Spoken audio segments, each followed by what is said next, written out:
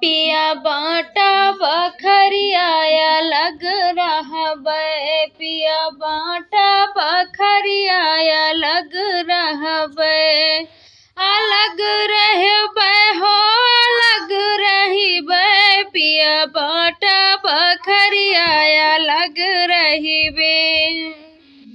हमारे सास ससुर के दुगो महला, हमारे सास ससुर के दुगो महला, जेहि में लागल बा खिड़की वही हमरा लेबै।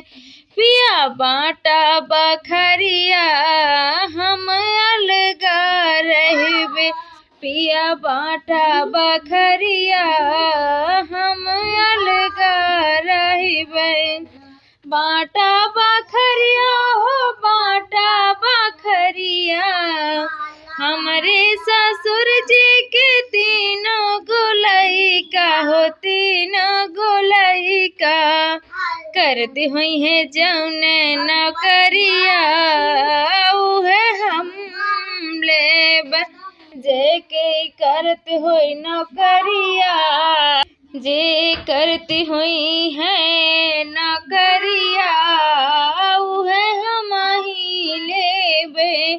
पिया बाटा बखरिया हम अलगा रहिबै, पिया बाटा बखरिया